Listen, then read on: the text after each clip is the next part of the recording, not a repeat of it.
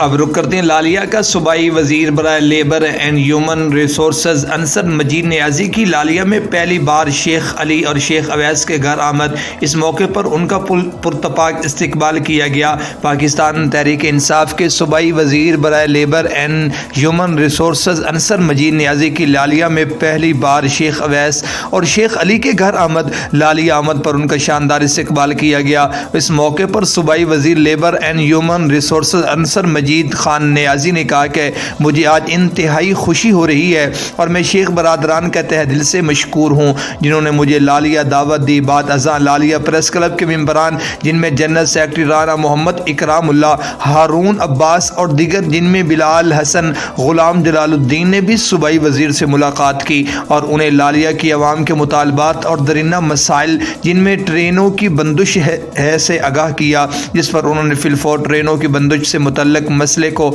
حل کرانے کی یقین دہانی کرائی اور کہا کہ منی بجٹ میں جو ٹیکس لگا ہے وہ غریب طبقہ پر نہیں لگا۔